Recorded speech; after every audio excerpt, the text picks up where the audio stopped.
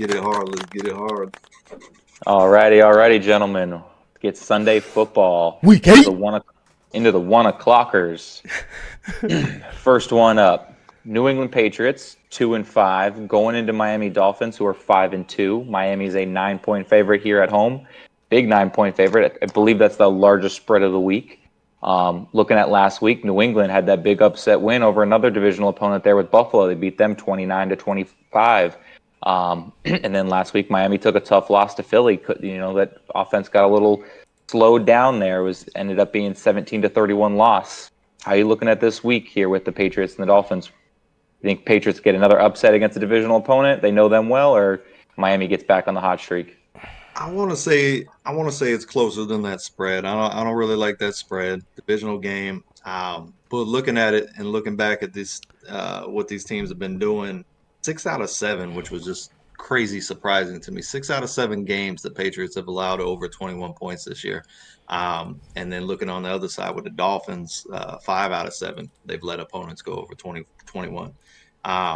So I expect points here, and I know you really wouldn't think that with the Patriots because they laid a goose egg and a 3-pointer, a couple of weeks ago. But the Dolphins are giving up points, they're giving up yards, they're still not completely healthy on defense. I think this is like a 24-28 game. Don't see the Dolphins losing this one though. Home field advantage. They are the more talented team, but I love the over on this one. So put that on the board. Over.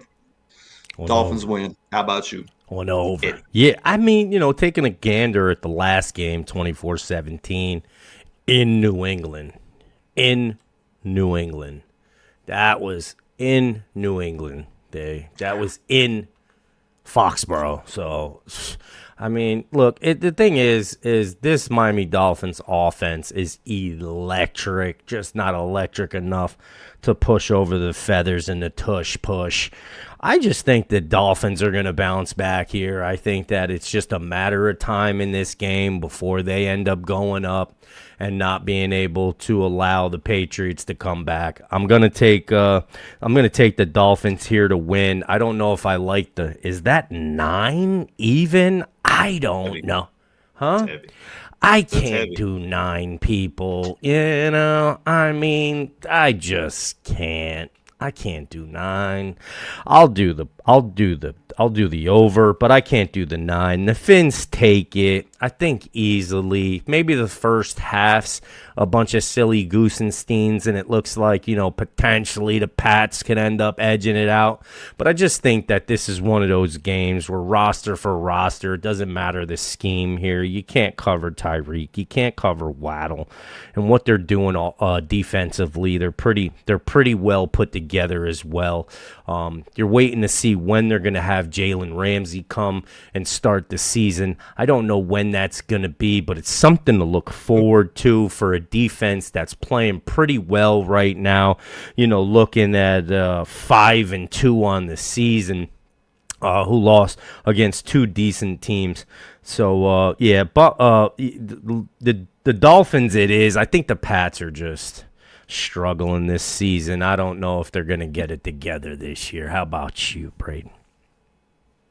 Yeah, I mean, I agree. I think Dolphins take this one, and it's hard, to count out the Patriots because you look at last week, everyone's saying, oh, easy game Buffalo, and here they are giving Buffalo a run for their money, putting them behind, taking the turnovers, and scoring, something you didn't expect to happen. But looking at this game, diving into it a little bit, things need to go well for New England, and a lot of things need to go really well. Right now, they only got 3 INTs on the season, and they only got 13 sacks on the season. So you're not getting after the quarterback very much, and you're not taking the ball away from him.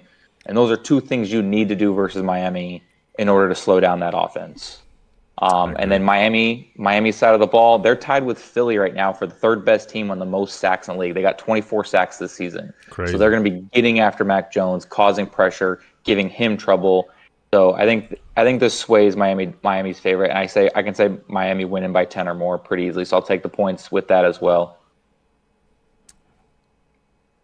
I just think this game they're going to play them a lot closer, Yeah, it's a copycat league. I think the Patriots are going to take a little bit of what Philly was successful doing against them, And they were harassing Jalen Hurts all game Hmm. against the Eagles.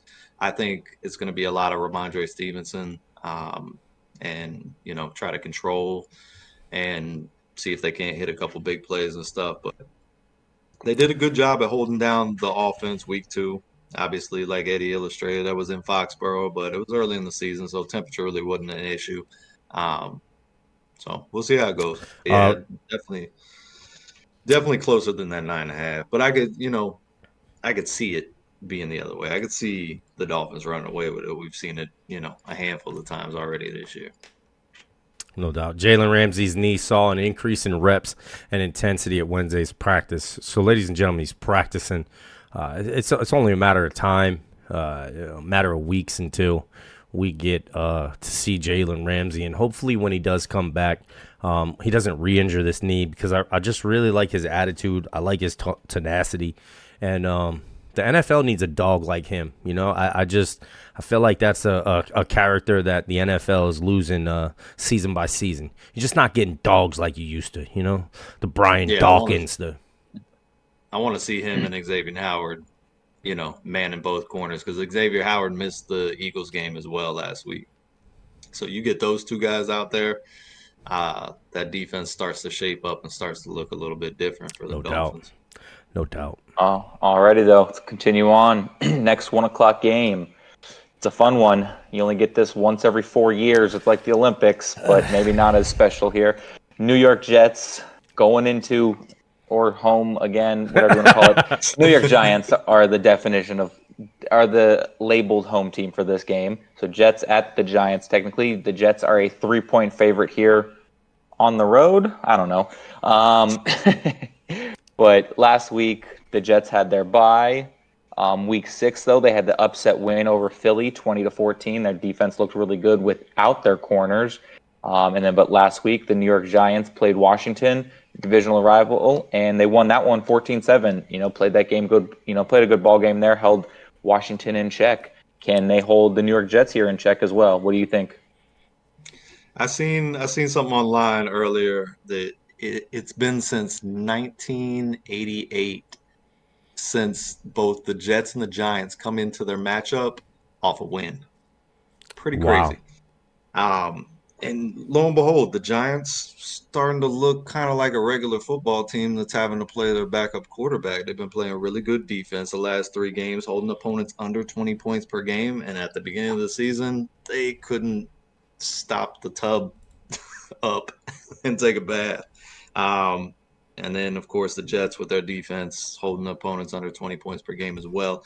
I like this low scoring. I think it's going to be an ugly game. I like this one on the under, but I think the Jets take it. I think 3 points is about fair. I think they could cover that, but I'd stay away from the points either way. But I think the Jets come out with the dub here. How about you, Ed?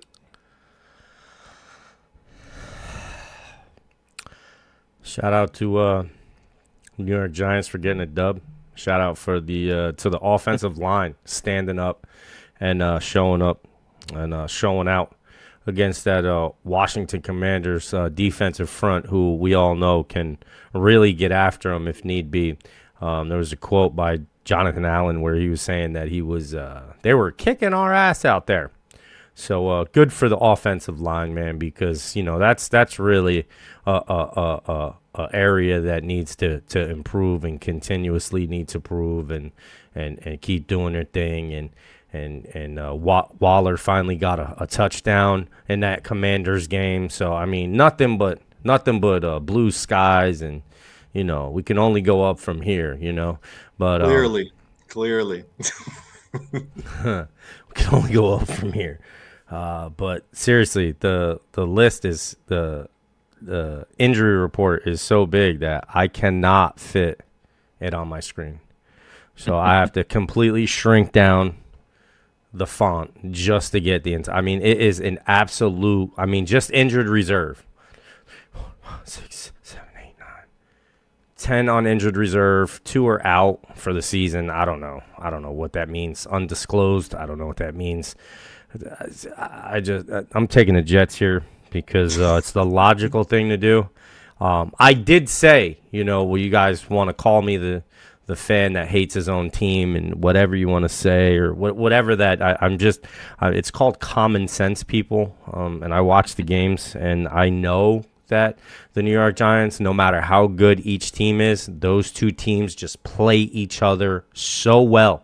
It doesn't need record. It just throw the record out the window. When it comes to the Commanders and the Giants, we go neck and neck, toe to toe, always have. It's always a great game to watch. But on the other hand, when we play the Jets, I mean, sometimes it's just so damn lopsided. And if you're a Jet fan, let me remind you. Preseason game. Let me remind you, Victor Cruz, absolutely insane in the membrane. I mean, that game, he caught so many touchdowns, it was ridiculous. But then there's games like, the last one we played this preseason. It's a pretty tough one. We didn't win. It was a meme about, I forget, the defensive end that was beefing with Aaron Rodgers, and it was back and forth. It was a whole big thing. I don't think any of those things are going to matter in this game, but I do think that the Jets' defensive front is a little bit better than my offensive front, and I think because of that, we're going to struggle. And Daniel Jones is not cleared to play, but I guess he's practicing. I don't know what that means, but I don't think he's cleared for contact. I'm not really sure. I'm looking at it right now, and it's not really definitive surprise, but I don't know that these are ever meant to be. So he will practice again, whatever that means. But alrighty, rambling Eddie. He's not clear to play. Fair enough. I agree. I'm going Jets as well. I look at the Jets team. They are coming off a bye, so they get extra rest. They just had a big win over Philly. And if you look at that Philly game, it shows you. If you know what you need to do to win the game, the Jets defense can do that. And what the New York Giants need to do to win the game is to run the ball. And you saw when the Jets faced Philly, they held Philly to 80 yards rushing. And if you take away Jalen Hurts' scrambles, which 47 of those yards, you held the Philadelphia Eagles to under 40 yards rushing. It'll be a tough day for the New York Giants and Saquon Barkley. So I'm going to take the Jets here. I'm going to take the points. I think it might be an ugly game for the Giants, to be honest. Absolutely. Eric Gray just got put on injured reserve for a calf. It doesn't say that Gary Brightwell is on injured reserve, but I think that happened today. But it says he didn't practice. Eddie, it's okay because neither one of those two guys have done absolutely anything for your ball club. But keep in mind, this is Eddie coming off a win. This is the energy he's got coming off a dub. And honestly, I mean, you're 2-4 right now. Like in the playoff hunt, we're in the hunt. If you were to look at your team, and let's say they were 3-4 or 4-3 at this point in time, with Tyrod navigating a game or two and stuff, like not that bad. Like it's just y'all got off to such an awful start. Like the last 2-3 weeks show you've been competitive, been very competitive. There are some brighter spots to start looking at. Hyatt was finally targeted last game. You had Wan'Dale Robinson. You had, like you said, tight end escapes my voice, but Tyrod Taylor has been pretty Darren Waller. He's thrown, Waller. He's thrown for over 240 yards both games he's played in. So I mean, he's been efficient. He's not turned the ball over, and he's distributing the ball to the playmakers. And now, you got to keep Barkley on the field. Obviously, you can clearly see that he's the engine that helps y'all run. But no doubt, you're not wrong, Brady. It's tough task against that Jets defense. But I think as well as the Giants defense has been playing the last couple of weeks, I think they can blitz Zach. They're gonna have to tackle good though, because they can't let Brees Hall get good. And Okariki's had a really good 2 weeks too, so that's been uplifting. If we could just stop getting the injuries, man, it's so tough with all the injuries to stay consistent in the second half. Alrighty. Keeping it going though, next 1 o'clock game. This one, give me something to talk about. Jesus fucking. This one has a recipe to be a really good game and a real nitty gritty, fight to the death kind of game, because you got the Jacksonville Jaguars 5-2 going to the Pittsburgh Steelers, who are 4-2. Jacksonville is a 2.5 point favorite here on the road. last week. Jacksonville won a nail-biter at New Orleans, 31-24. Thursday night football that was, so they got a little bit extra time of practice, rest, and film study. Pittsburgh. Sorry. Their defense, they faced the Rams. Their defense did their thing, which they've done all season long. That defense carried them to that win, put them in positions to win the game, and their offense did just enough to win that game, and they won that 24-17. It's a tough defense. You got to give it to them, and you got to give it to Mike Tomlin. We said at the beginning of the season, an incredible coach, probably one of the top 3 named coaches you'd want if you were starting a franchise right now. That being said, can this Pittsburgh defense do enough to slow down Jacksonville? Can Jacksonville outpace them? What do you think? I look at this one kind of like the Jacksonville-Atlanta game, where the offense for Atlanta was, kind of one-dimensional and stuff. And so far the Steelers have been pretty one-dimensional, although Najee Harris got going a little bit last week against the Rams.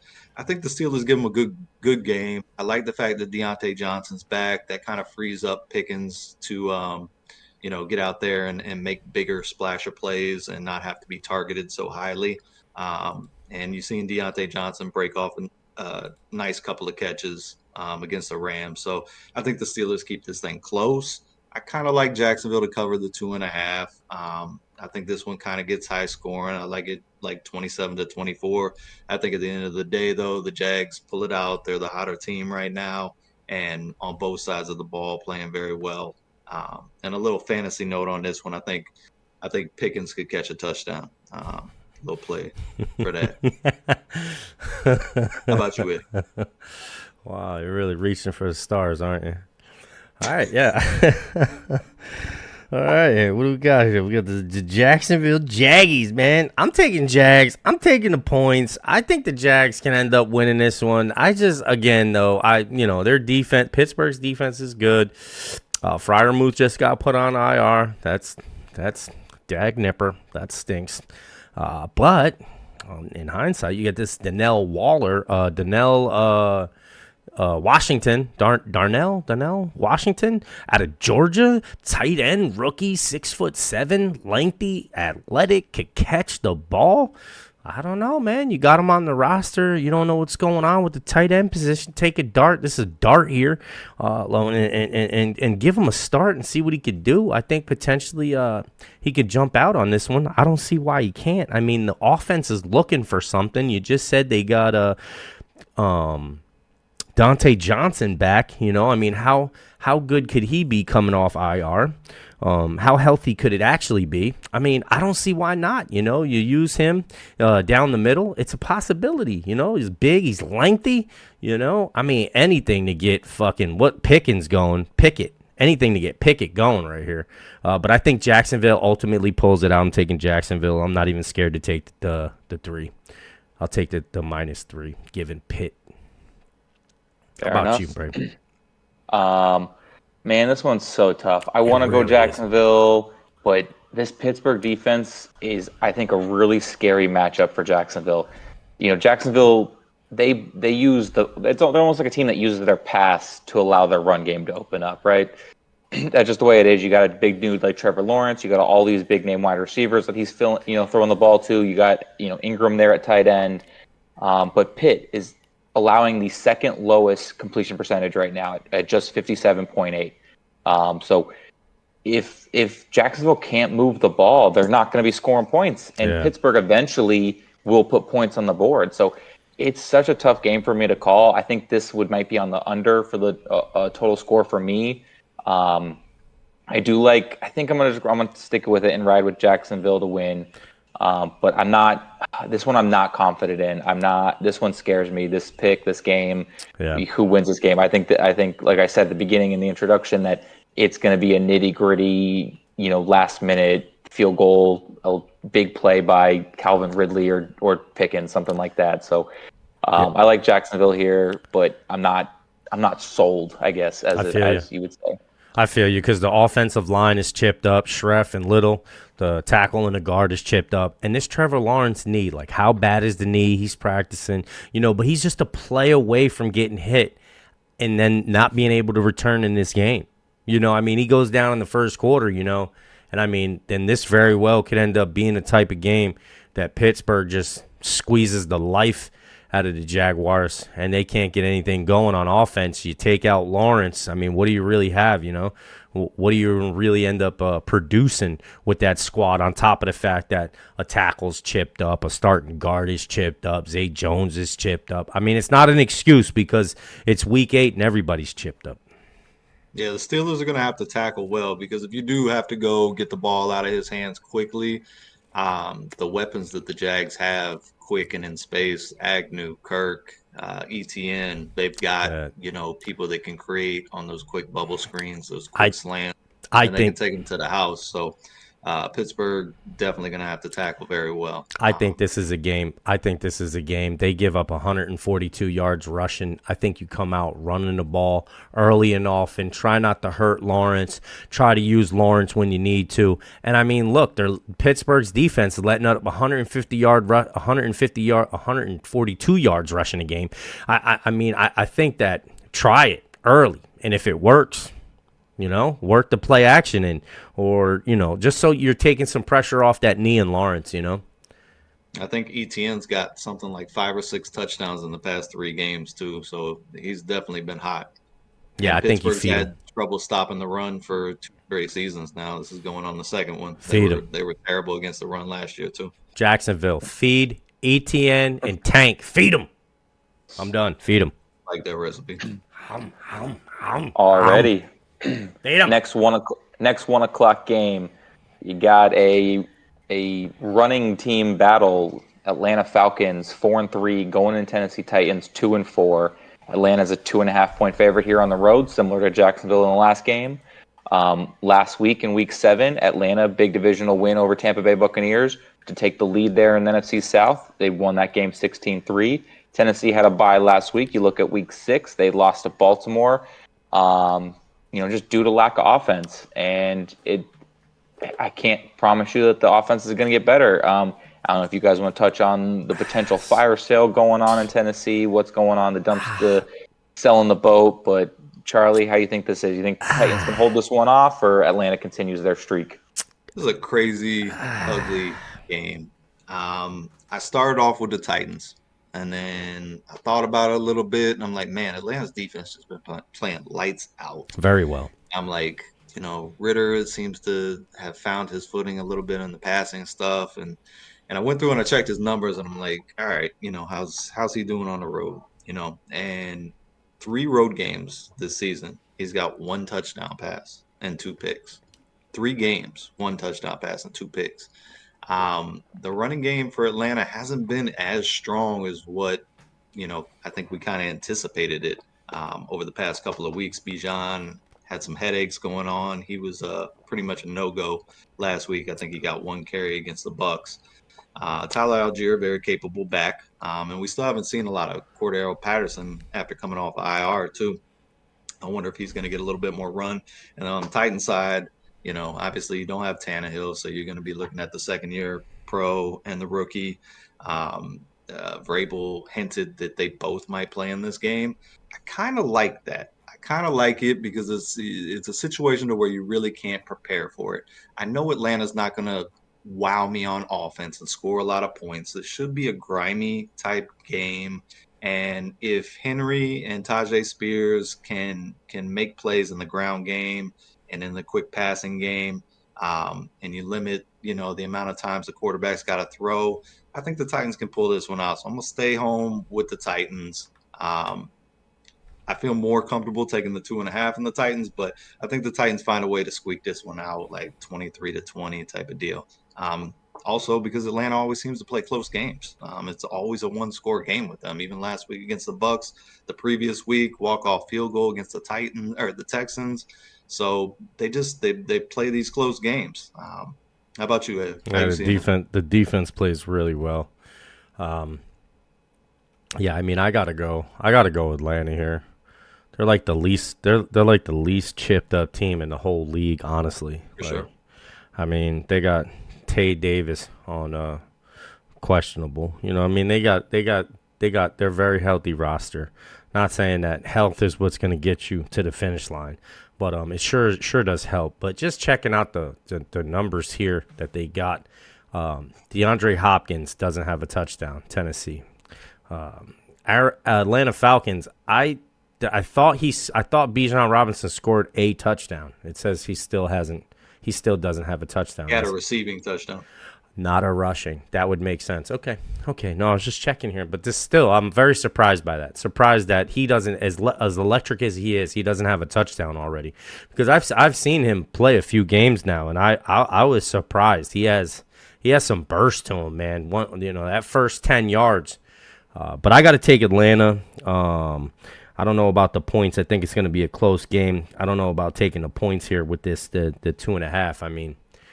I think it's going to be that close of a game. I'm taking Atlanta here. I'm not going to take the points. Alrighty. I opened it up for you guys to talk about it with the fire sale, but I'll bring it back to myself.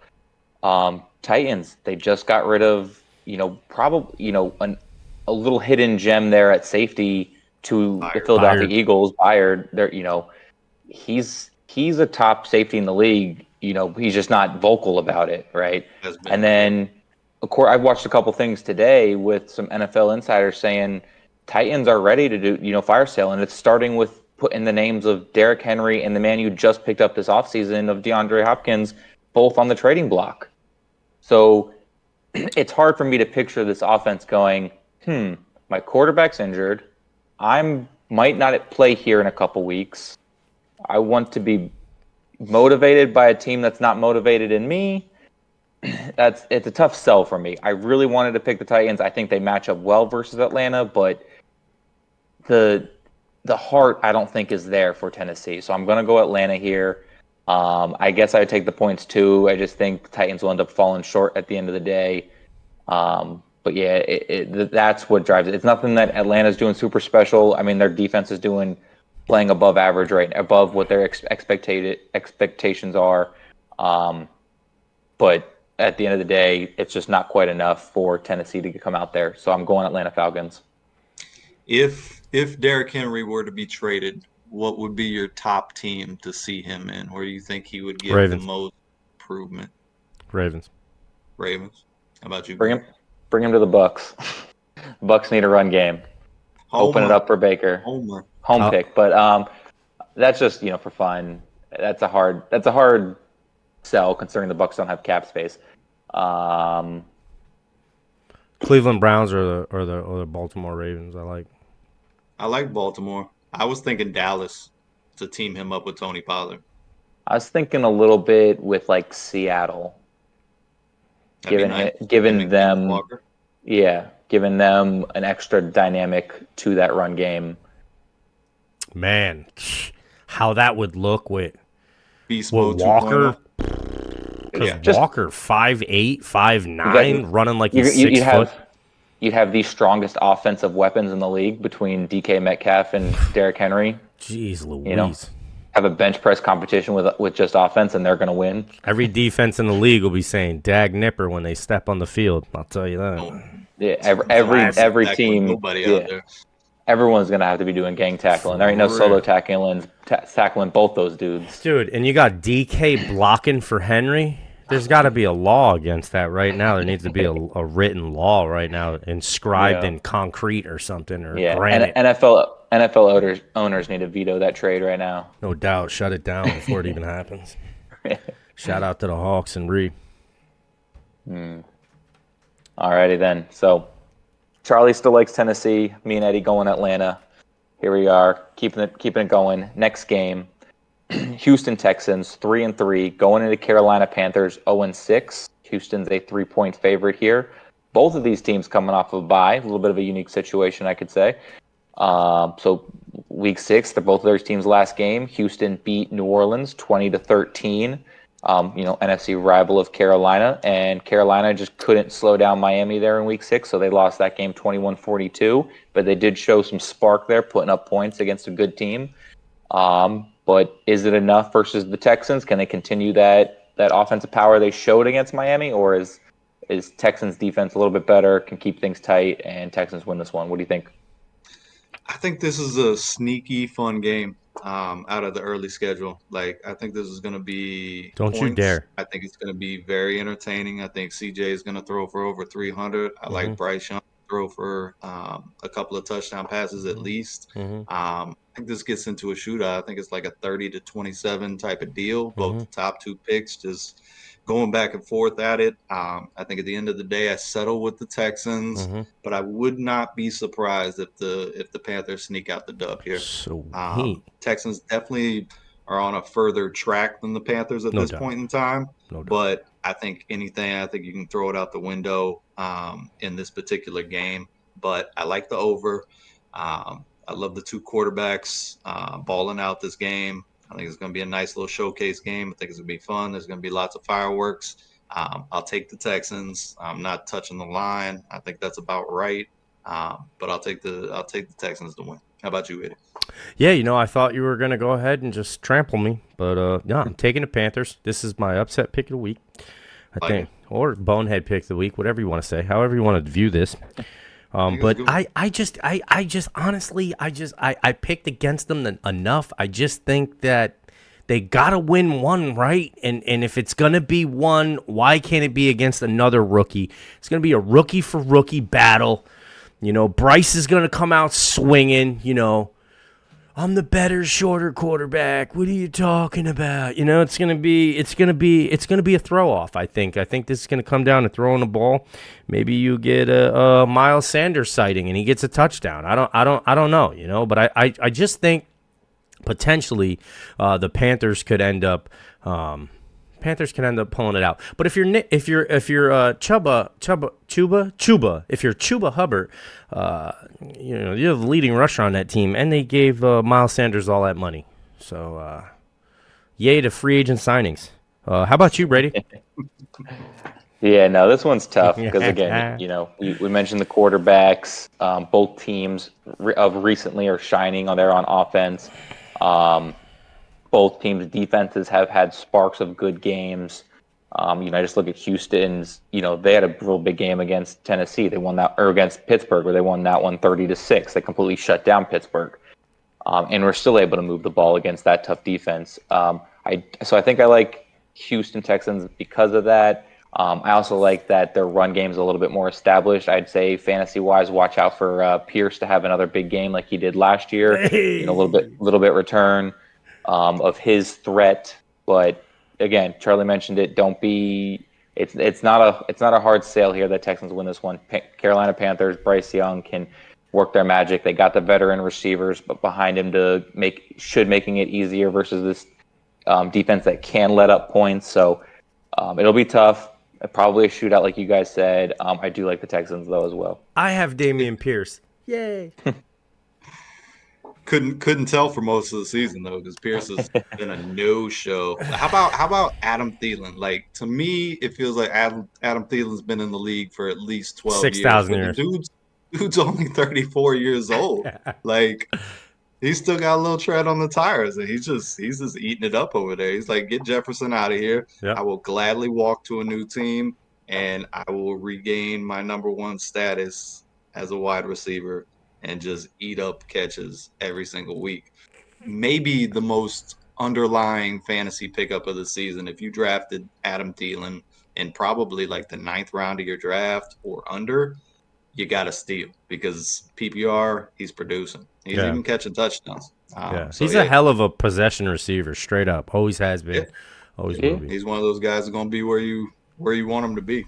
No doubt. No, he's always been great at finding the gap in the defense. Until Minnesota said, "Hey, we just want speed," he was the man. Yes. He was the man. Even when they had Diggs, he was. I'll still be open. You can find Diggs when he's ready. I'll be the man open when he's not, and he was every time. So no doubt.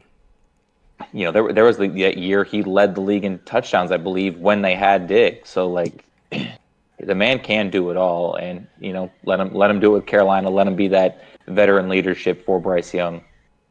9-1, 1660. Jesus Louises. Wow, he's really balling out, CJ. Good for CJ and the Texans, man.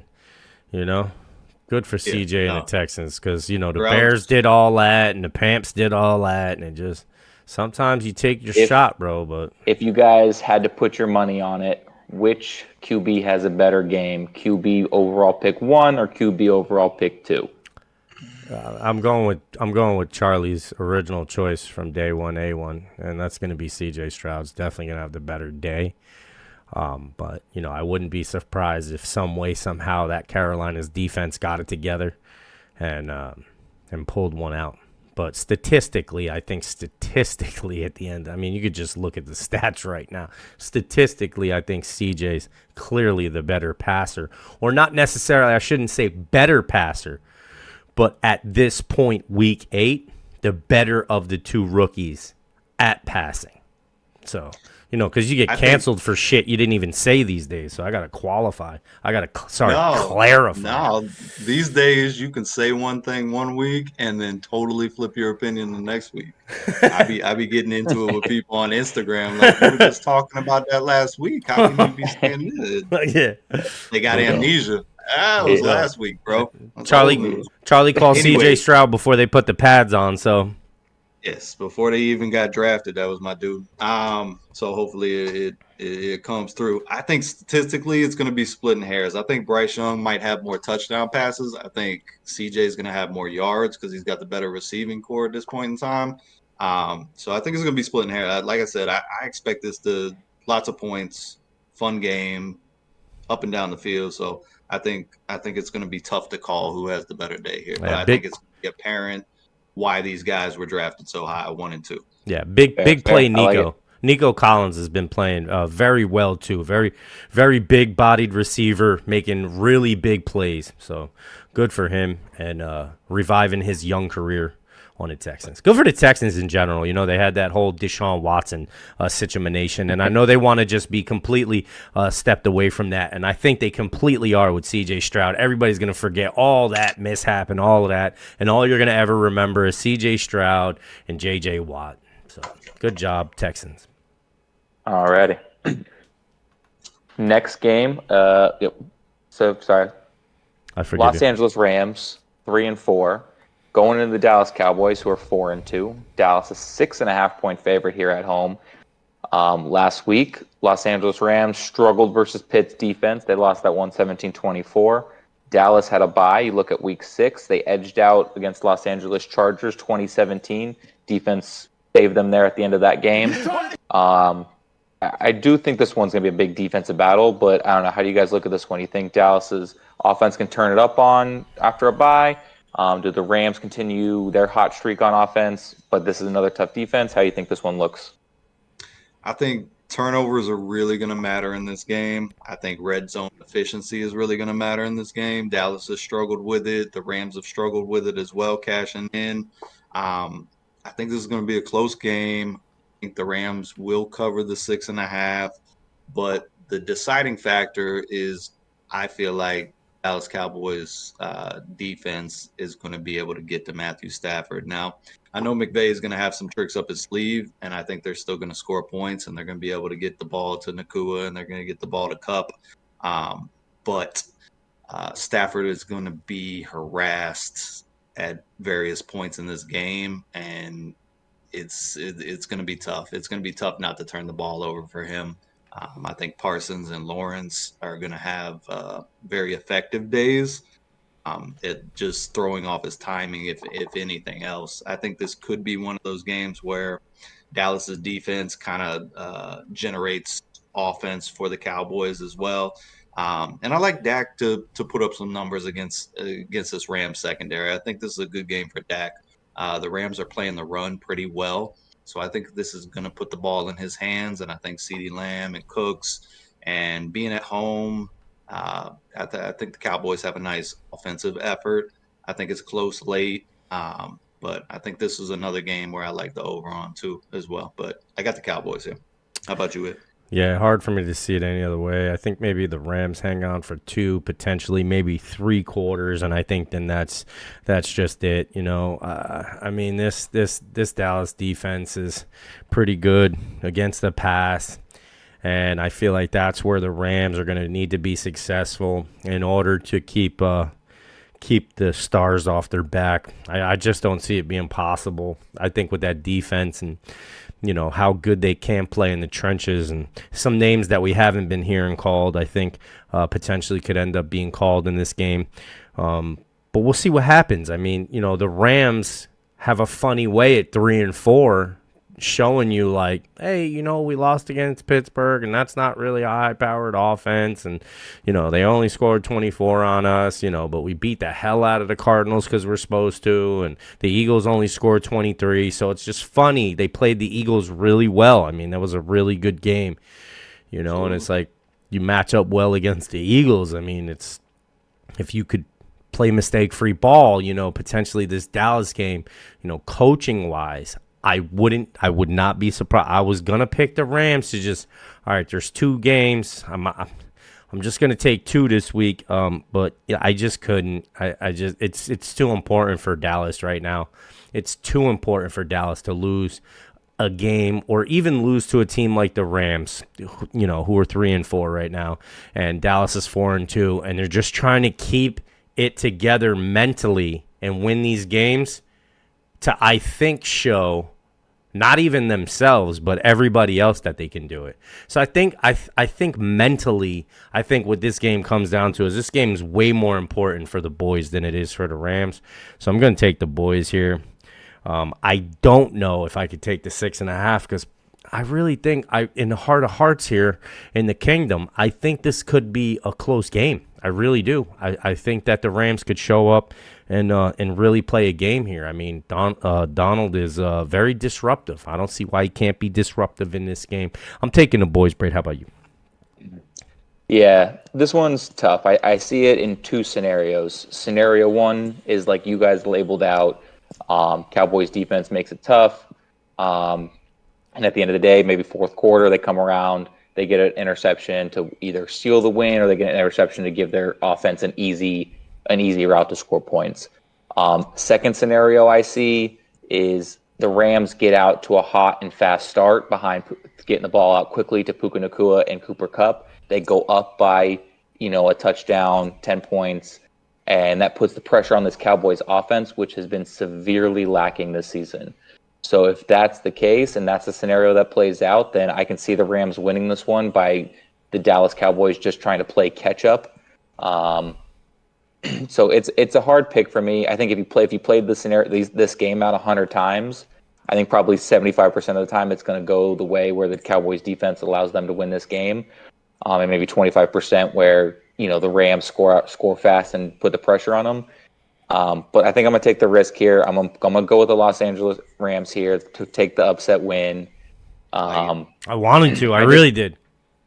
I like Sean McVay's ability in these big, tight games, and make things, competitive and creative and finding a way to move the ball.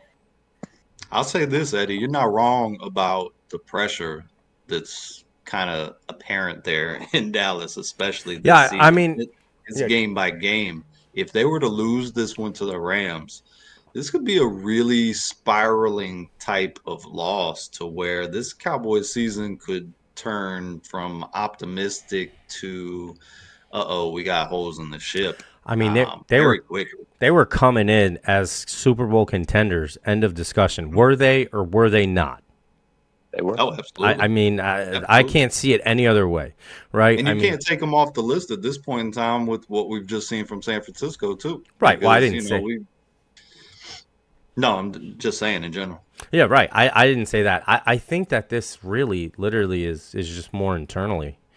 I don't know though. I don't know if it's internal or if it's the entire Cowboys. Put the earmuffs on. Yeah, the entire Cowboys regime. They go on the internet and start reading. I don't know what they do. Like, I don't know where this is all coming from, but it's definitely you're hearing it. Like, you're hearing it from Parsons. You're hearing it from the things that they say.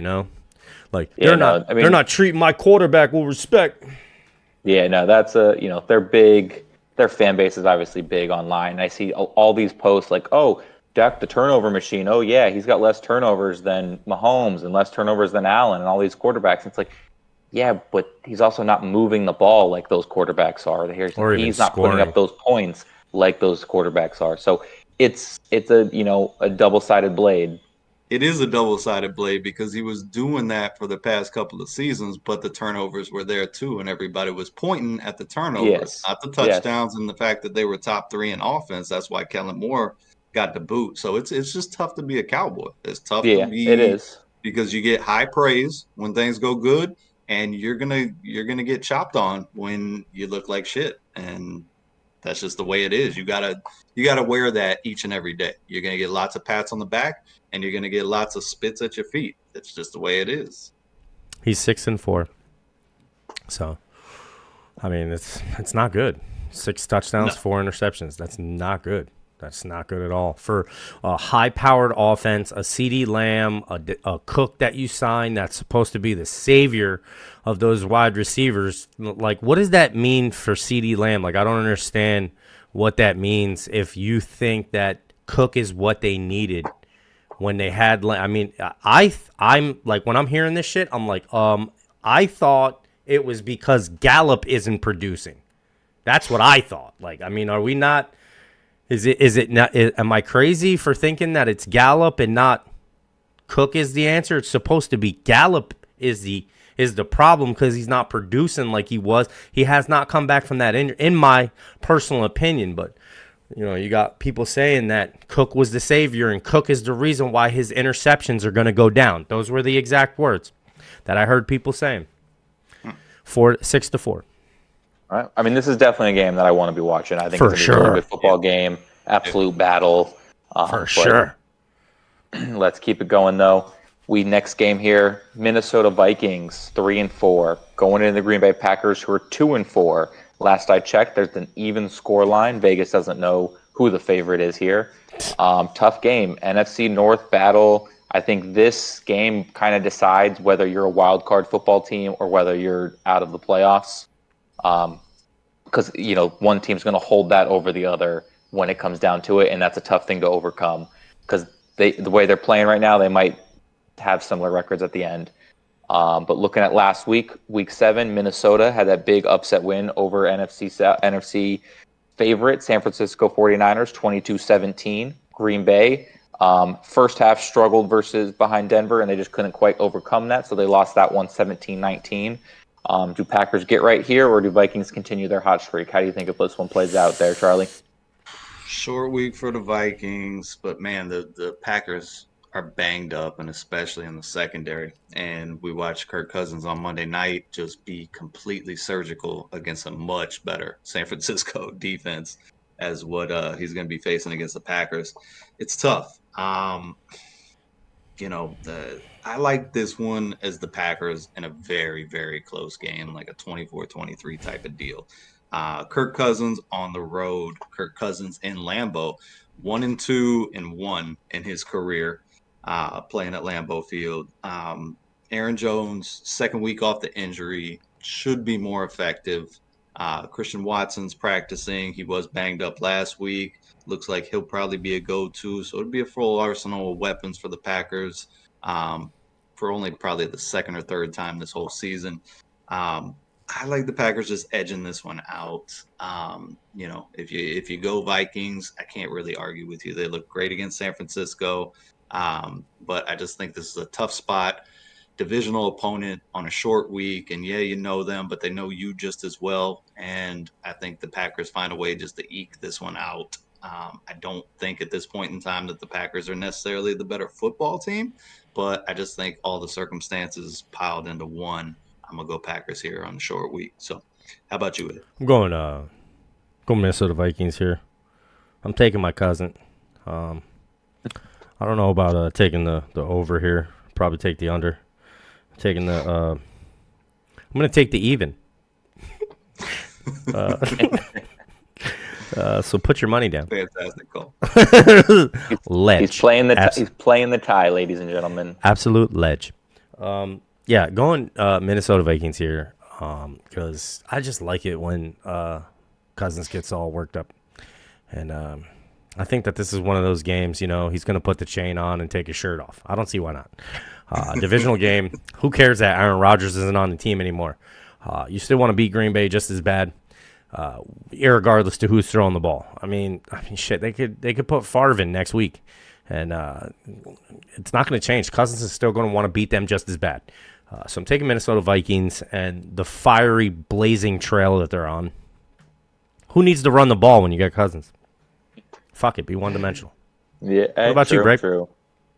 No, this one's tough. I think just looking at last week and more recent performances in general, you're like, hey, Vikings are on a hot streak. They should take this one. They should continue that because the Green Bay just isn't playing that well.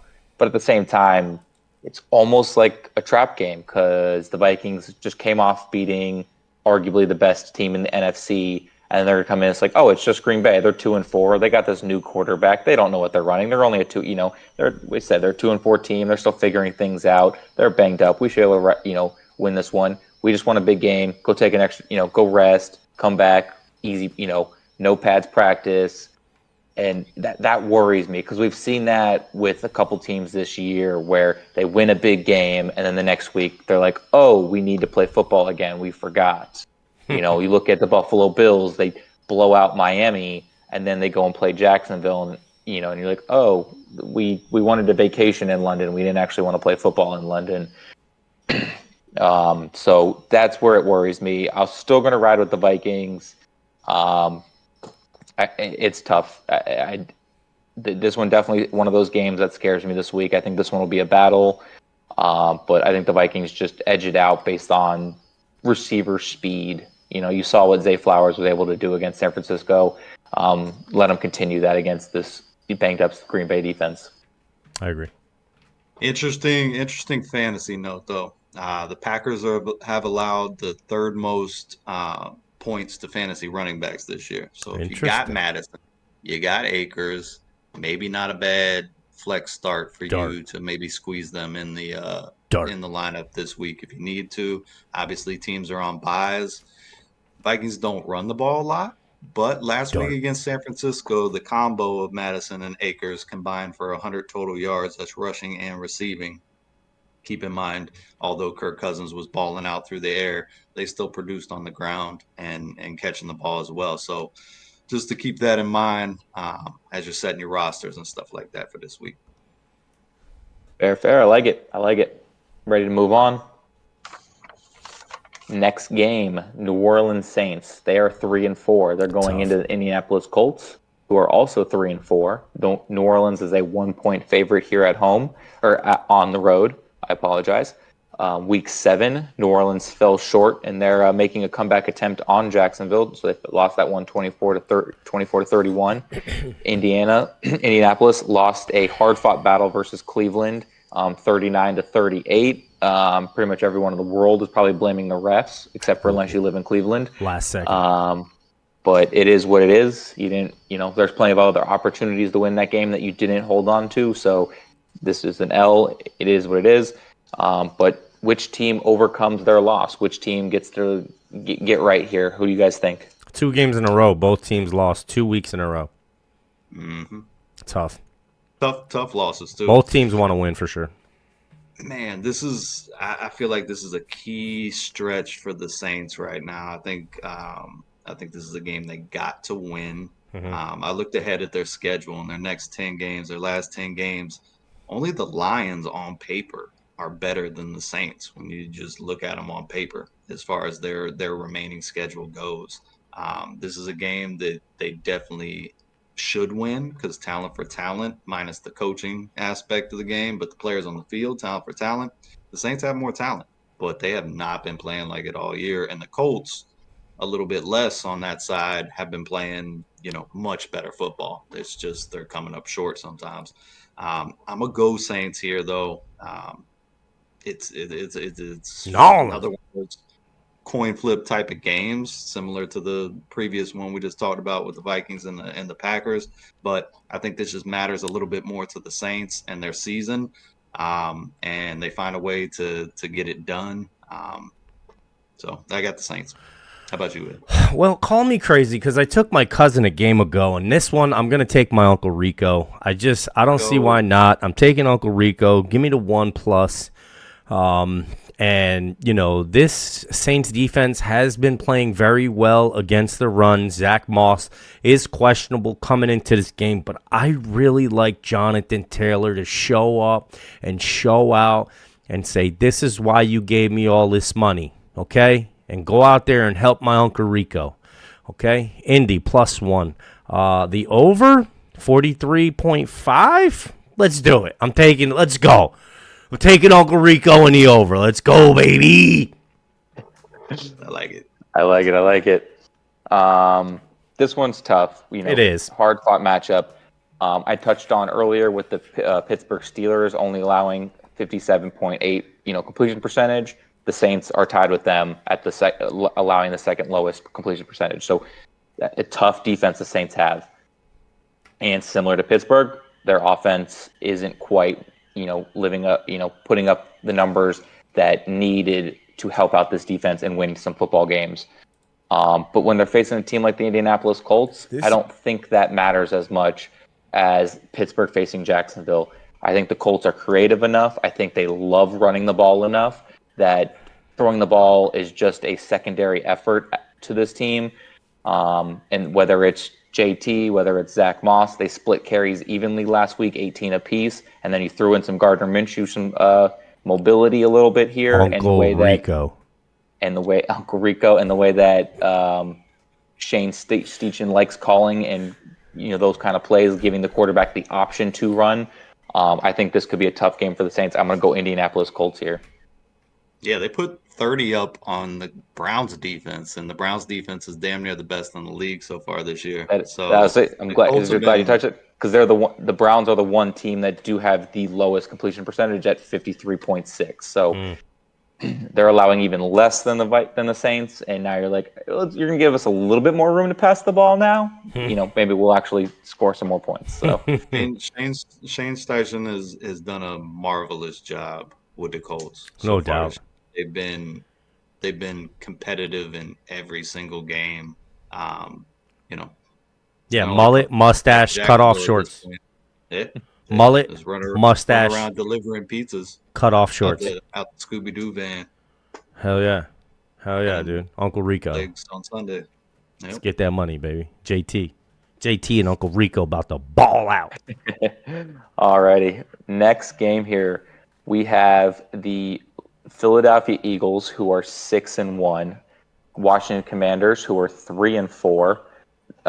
Philly is a 6.5-point favorite here on the road in Washington.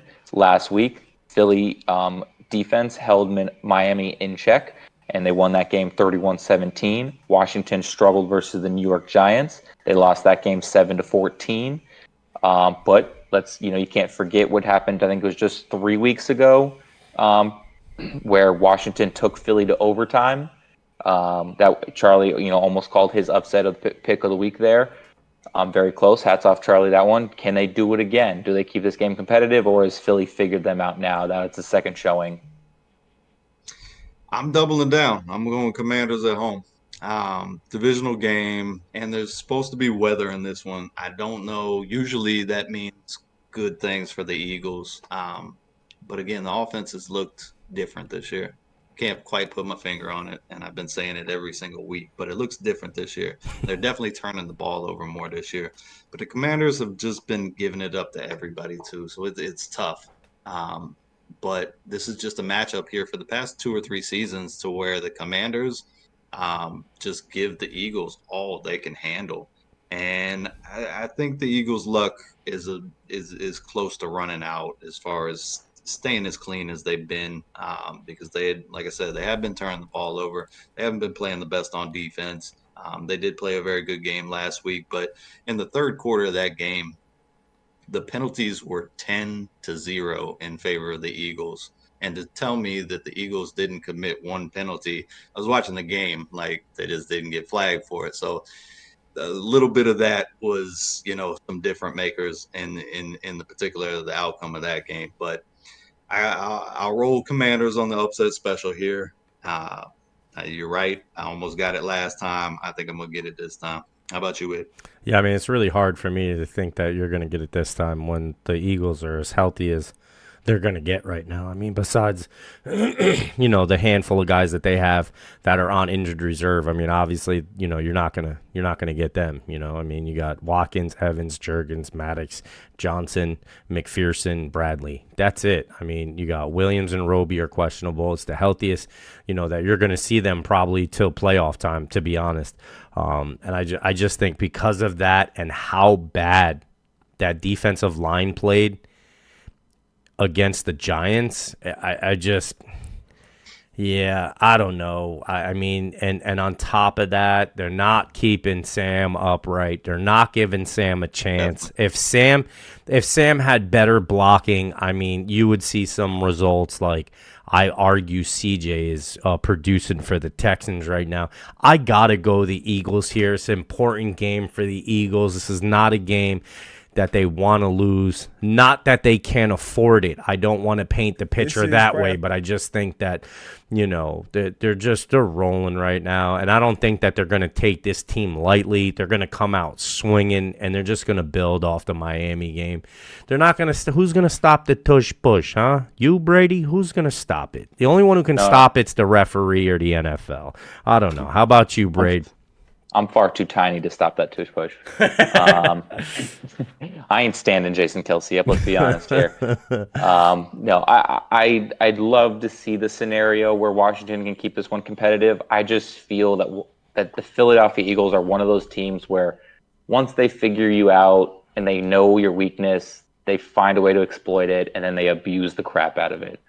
So I like Philadelphia Eagles here. It might not be till the fourth quarter where they actually get it turned on and start scoring some points quickly, but I do like the Philadelphia Eagles here to win this game.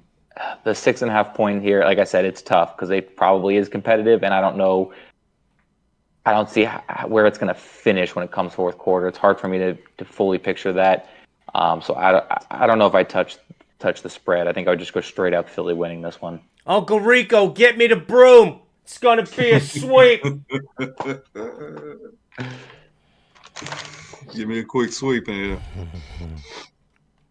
Anything else to add for this one? Any little fantasy last minutes? No, but everybody's swinging again. Don't doubt Charlie, though. Don't doubt him. He'll make you pay with a smile. Alrighty, well, that's our 1 o'clock games. Moving on, we got the later ones, the 4 o'clockers. First one up. Cleveland Browns 4-2, going into Seattle Seahawks who are 4-2. And honestly, I don't know if we would have predicted that both these teams would be playing this well this far into the season. Seattle's a 3.5 point favorite here. Last week, Cleveland won the shootout versus Indianapolis Colts. We just talked about a little bit ago, 39-38, and Seattle beat Arizona despite some bad turnovers that they threw out there. They won that game 20-10. Does Seattle keep it in check, or do the Browns defense play tough football back again after they're letting up a lot of points here against the Colts last week? So what are you looking at? Man, I keep on watching the Seahawks every week, and I keep on looking for them to be better than they were last year. And at this point in the season, they are 4-2, but I got to call them fraudulent. I know Henry's going to get all his underwear in tight and stuff like that, but they really haven't looked like a solid football team at this point in time to me. And yeah, you mentioned the Browns defense a couple of games ago. Number 1 overall, number 1 against the pass, giving up 170 yards through the air, 170 yards per game through the air. And then they're 7th against the rush. PJ Walker draws the start again, serviceable backup. They've been getting enough out of their offense to win games, and I think the defense helps keep the Seahawks in check, even though it is in 12th man. It's up there in Seattle. It's not going to be an easy one. I think this is going to be a dogfight. But I like the Browns. Yeah, it's tough for me. I mean, both teams are severely chipped. There's no way around it. Daniel Jones has more passing yards than Deshaun Watson coming into Week 8. I don't know, man. The Hawks have beaten everybody that they were supposed to. They lost against Cincinnati. They won in overtime against the Lions. arguably at that moment in time, that was the best defense that they played and won a game. I mean, come on. They're supposed to beat Arizona, right? They're supposed to beat the Giants, right? They're supposed to beat Carolina, right? I mean, they beat Detroit in overtime. That's the best defense that they played, arguably, and won. They lost against Cincy. I still argue defensively that Detroit's a little bit better than Cincy. I don't know. Maybe that'd be a cool debate to have. On the road in Cincinnati, that's tough. Yeah, so I'm going to go Browns here. Even though Deshaun's not starting, I'm confident, roster for roster. I think that both teams are a little chipped up here, so I think the injuries will kind of like even itself out. I think it's going to be a hell of a game, you know? I mean, that Seattle defense is letting up no yards rushing, you know? Very good against the run. Yeah, I mean, the Browns underneath, 100 rushing, but the most impressive for the Browns to me is chipped up as that secondary has been. That can't be real. They cannot be allowing just 170 yards passing. That has to be ESPN. You got to get on here and check that because there's no way that's real. But it's saying Browns defense, 170.7 yards. They're allowing a game. I mean, dude, under 100 yards rushing, under 200 yards passing. How do you not pick them to win this game? I'm going Brownies here, baby. How about you, Bray? I'm in an agreement. We'll do a full sweep here of the show. All three of us taking the technical underdog in this game, but I agree. You guys touched on it, pretty much perfectly. This defense is probably going to be too much. This is, the best defense, obviously, arguably the best defense in the league, but this is their hardest defense they've played since, Eddie was saying the Lions, but the week before that, the hardest defense was the Rams, and they lost that game. We saw, Geno Smith being afraid of Aaron Donald. Bones, and he'll time be to get scared of Myles Garrett. Zadarius Smith. I think Cleveland gives them a lot of trouble here, especially the way Seahawks. If they're turning the ball over to the Arizona Cardinals, you can't be doing that versus Stefanski and the Browns. He's gonna coach a smart play calling scheme for this team behind PJ Walker to put up some points and just let their defense coast over you. So if Seattle's continuing to make the mistakes they are, it'll be a tough day for them. I like the Cleveland Browns. And do yourself a favor. Frustrate DK Metcalf. Get your penalties called. Frustrate him. Take him out of his game. Okay, because if you don't frustrate him, physically he will outplay you. So you have to frustrate him and upset him and make him angry so you can get the penalties called against you, get him frustrated so the coaching staff takes him off the field so he can calm down a bit, so he can come back in the game so you can piss him off again, I mean, Seattle... The Browns got a chippy secondary, too, so there's a good chance. Yeah, I mean, I think that this could be a very good game. I still wouldn't be surprised if Pete Carroll and the Seattle team pulls it out and, just really puts together an incredible game plan to come in and win one at home. But I just think the Browns defense is going to be too much for what Seattle's going to have to bring. Nwosu just went down for the season. Both teams are chipped out. We can't use that as an excuse. You know how I feel. Oh yeah, very much so. And just to comment on the point spread, because -3 to the from the Seahawks, but Vegas typically, as the home team, you automatically get 2.5 to 3 points just for being the home team. So technically, they're calling this a pick'em game if it was in a neutral site, and that's with them knowing PJ Walker's probably going to start. So there's a lot of respect going to the Browns off rip. No doubt. And the Browns are a team no one wants to play right now. And come playoff time, it's not going to be a fun matchup if they're able to get, things together and sneak in the playoffs as well. Yeah, give me Browns. Give me Browns +3. Give me the Browns +3, and I'll take the over. I like the over too. I like the over, Braid. What do you like? The over? Yeah, we'll see. It'll be a good football game, I think. But let's continue on. You got the Baltimore Ravens here in the next game, 5-2, going into Arizona Cardinals, who are 1-6. Baltimore is an 8.5-point favorite here. Last week, Baltimore handled business with Detroit. Lamar Jackson looking like an MVP candidate again. Just based off that 1 week, it was a dang near perfect performance for him. Last week, Arizona, you gave Seattle some trouble, but just couldn't find the end zone enough to keep it competitive. So they lost that game 10-20.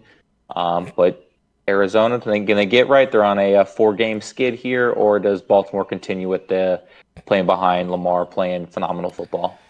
Yeah, tough. Coming off the massive victory against the Lions last week, where just everything clicked, offensive, defense, everything for the Ravens. This is a classic trap game right here. This is a classic trap game. Yep. But I think the Ravens and Harbaugh will have them ready, and I think they handle business in Arizona. I think they do cover the 8.5 spread. It's a big point spread being on the road, but I think they handled it. And excuse me. And I think it's a tough day for Josh Dobbs. It's this Ravens defense has been fast after the quarterback all year, tackling well, playing decent enough coverage in the secondary, which was their bugaboo for the past couple of years. And offensively, Lamar's just making things look easy out there. He's making the right decision, whether he's going to tuck and run or whether he's going to distribute the ball. And the Ravens are legit right now. I like the way they're looking, and I think that's one of those teams that can only start to get better as the season goes on. So I got the Ravens, drop the points. How about you, Ed?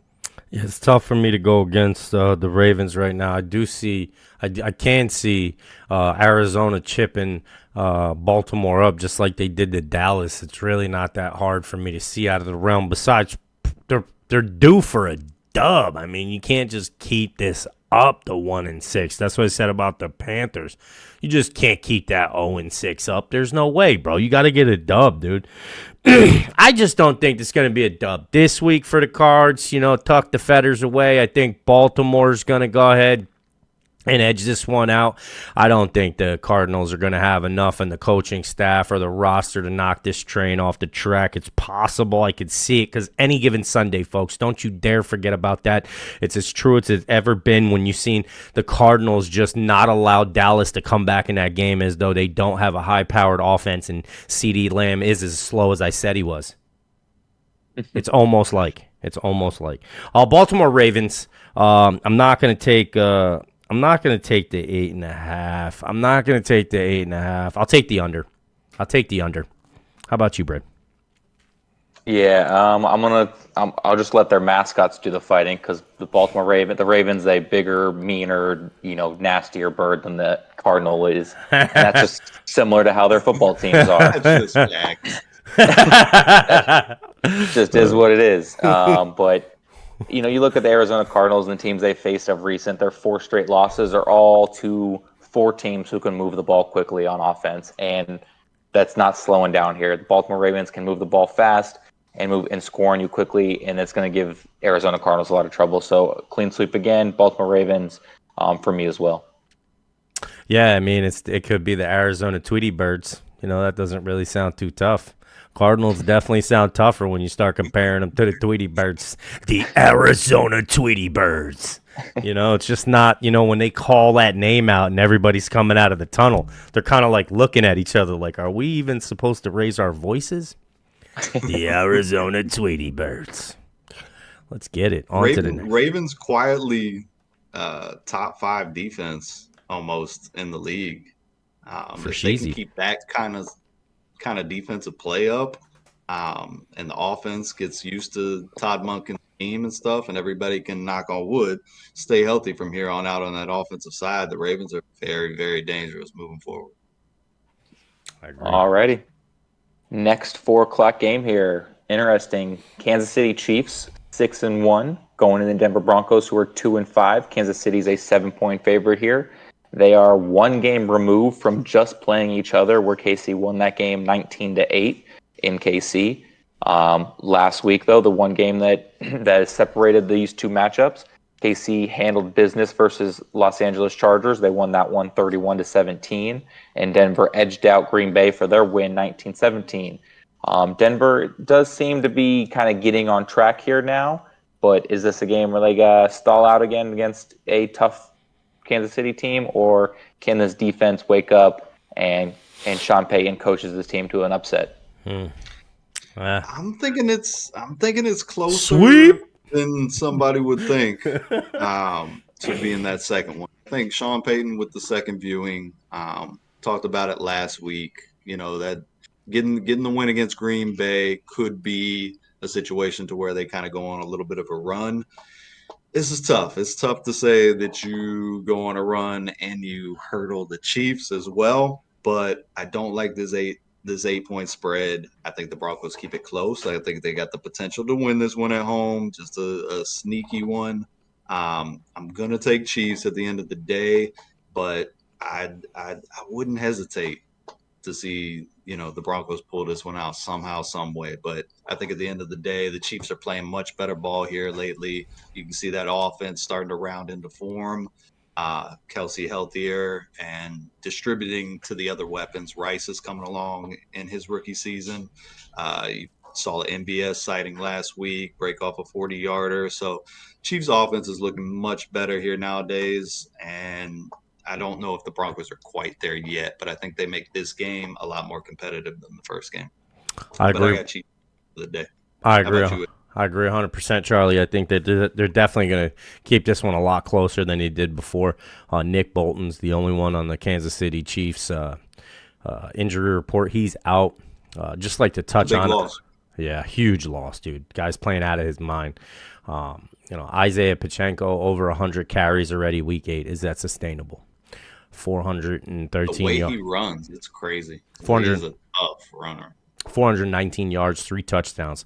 Shout out to the kid from Rutgers. I'm a Jersey boy. I got to make it happen.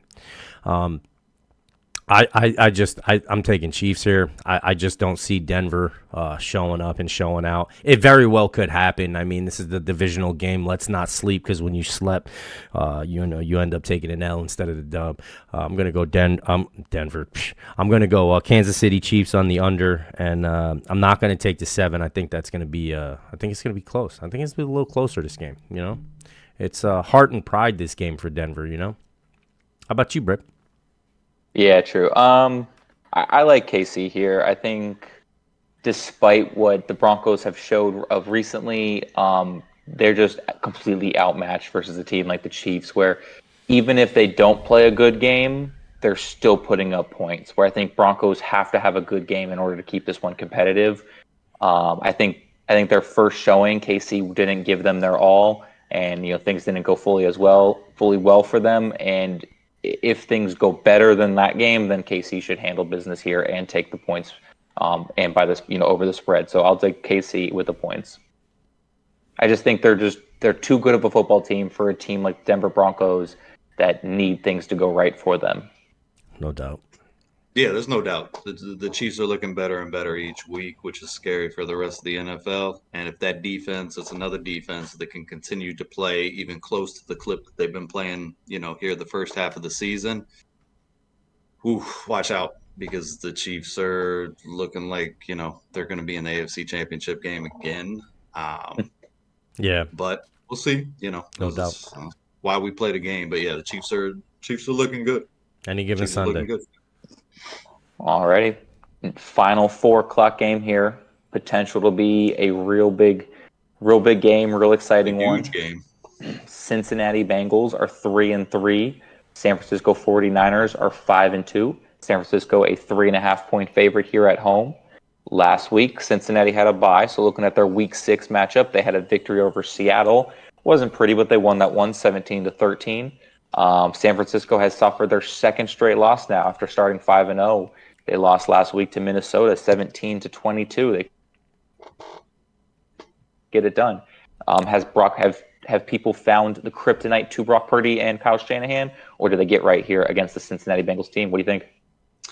Well, I just read today that Brock Purdy apparently suffered Concussed. a concussion in that Minnesota game. So there is the potential, and you can tell by the fact that the point spread, because it opened at 5.5, it's dropped to 3.5, as you just mentioned.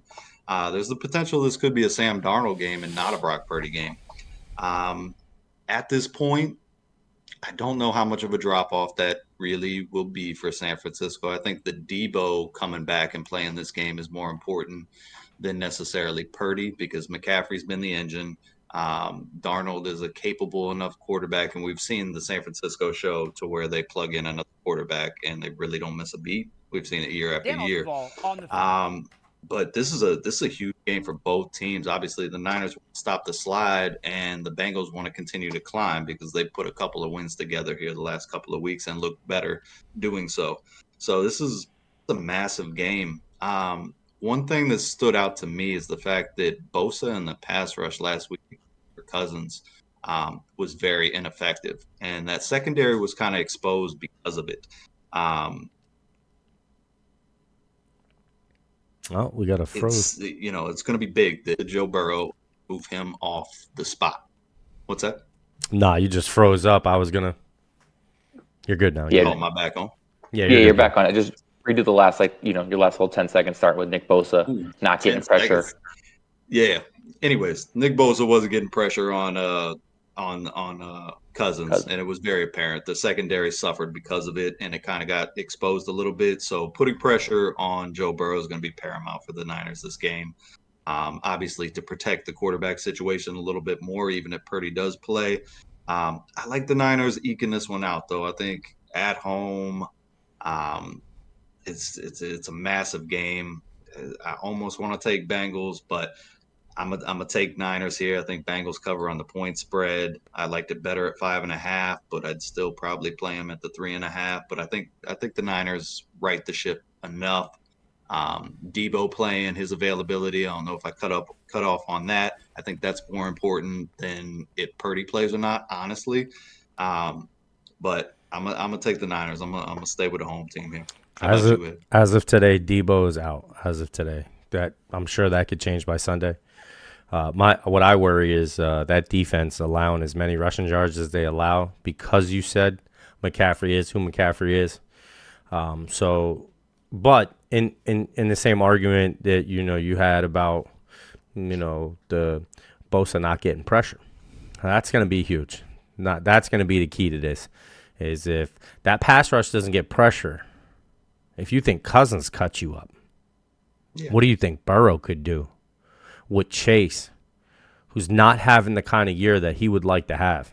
He only has 3 touchdowns on a season, 50 receptions, 556 yards. There ain't no way that he thought he'd be standing here with this amount of yards and this amount of touchdowns right now. So I don't think that the offense in general is happy about the production that they've been producing in Cincinnati. But with all that being said, I got to take Shanahan. I got to take the 49ers here. And McCaffrey in that run game is just disgusting. And if the Cincinnati Bengals didn't let up so many yards rushing, almost 150, then, I wouldn't have this attitude towards it. The defense is very good against the pass. These numbers could be very skewed, any given Sunday. But I'm taking the San Francisco 49ers here. I'm not going to take the points, though, to 3.5. I think this potentially could be a very tight game, and I think San Fran will edge it out. Take the under. I'm taking over. Take the over. I like the over. Give me the over. Final answer. How about you, Brady? Fair. With it being a get right and a really, really you need to get right game for San Francisco, it's hard for me not to pick them. But also on the same end, you look at Cincinnati Bengals. Like, if you don't start winning some football games, you're not going to make it to the playoffs. And that's something that that they're looking at, because I can admit when I was wrong, but they were one of my Super Bowl favorites coming into the season, despite everything that the worries that they showed and everything that happened. But if I simply look at last week, there's a real fear for what Cincinnati can do passing wise if the way you were beat up by Cousins and his receiving core. And I absolutely believe that Joe Burrow and his receiving core is better than Minnesota's. So it'll be a tough matchup for them. I do like San Francisco just because they have that dog in them and that fight, and the defense might just be the thing that holds them over, as well as the glaring elephant in the room of Christian McCaffrey should have another big game. But I like San Francisco here. The points are tough call. I could probably, if Nick Bosa has a big game, then I would give it to the 49ers here. So I'll put my money on Nick Bosa bouncing back, getting sacks, getting pressure, creating chaos, and 49ers win with the spread. No doubt. I do. Eddie brought Chase up.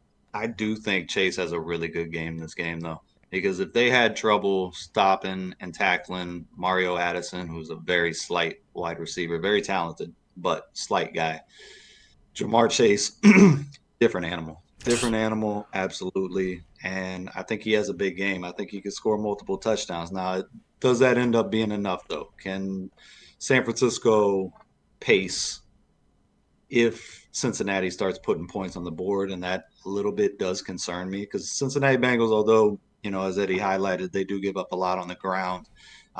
Their defense is, middle of the pack. They're a unit that was very good against the run last year and pretty solid overall as they've made playoff runs the past 2 seasons. So they're no slouch. They're no pushover. And yeah, I mean, I could see the Bengals stealing this one. And you're not wrong. It's uber important. It's important for both teams. There, this should be the Sunday night game in my opinion. Yeah, we're getting to be that time of football where it's just you gotta win games. Not that week one you're like, you know what? Who cares about this? We're just gonna lose.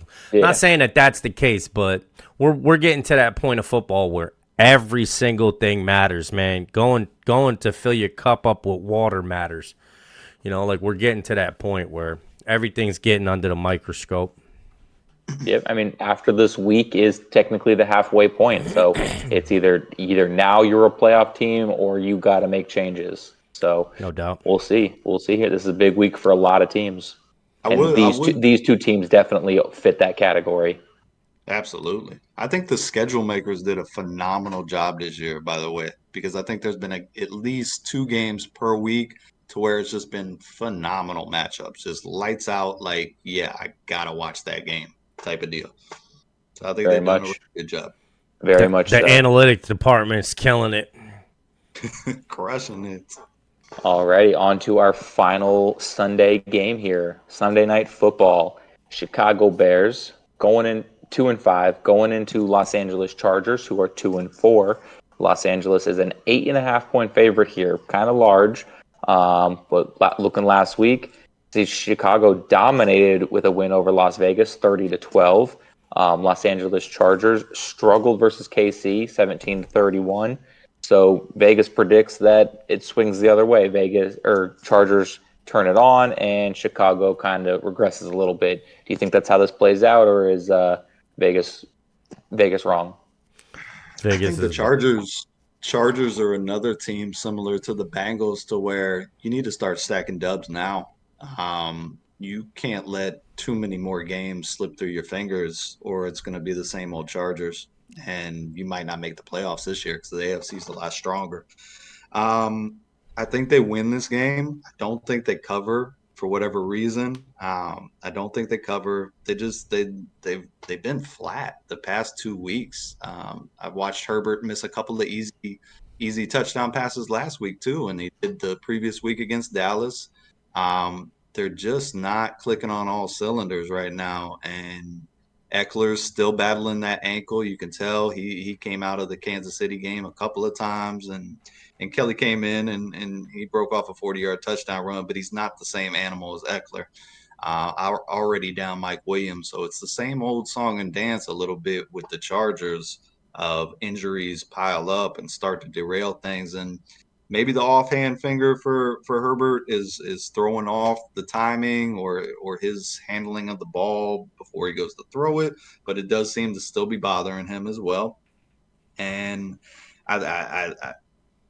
I can't find a way for the Bears to win to pick the Bears, but I think for some reason they cover. I think there's some points in this game for whatever reason as well, just because both defenses has let that kind of happen over this season. 28-21 Chargers, and the Bears end up covering. What you got, Ed? Fields is doubtful. Yeah. I'm taking the Chargers. I think that they're going to potentially bring a fire extinguisher with them to this game. It's a home game, so I don't see why they can't. I think they'll put this dumpster fire out for week 8. I think they'll end up edging one out over the Bears. It's a home game. I know their fans don't show up to watch the games, but I still think fanless they could still win this game without without Justin Fields on the field being doubtful, because I don't know that the Bears have an Uncle Rico on that squad that's you really want They to got the feel. pageant kid. His Who? dad Hey, is Who? like a world record arm wrestler.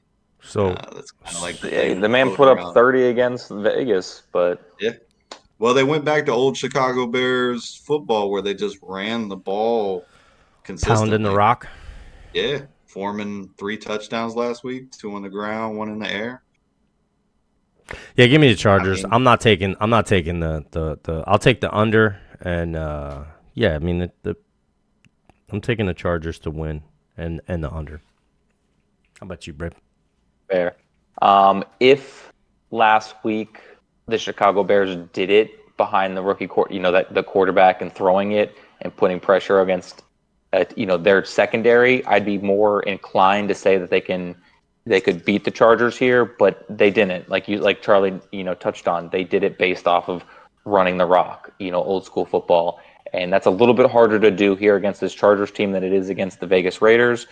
And then that, like, their weakness, they've shown is it? weakness here. That's true, but of recent here, they've shown No. weakness. The Chargers are getting thrown all over by these other teams here, and Chicago has the weapons that if they wanted to start throwing the ball and going crazy, that they could do it. So that would bring me the fear, but just off of what they showed last week, the simple game plan that they ran.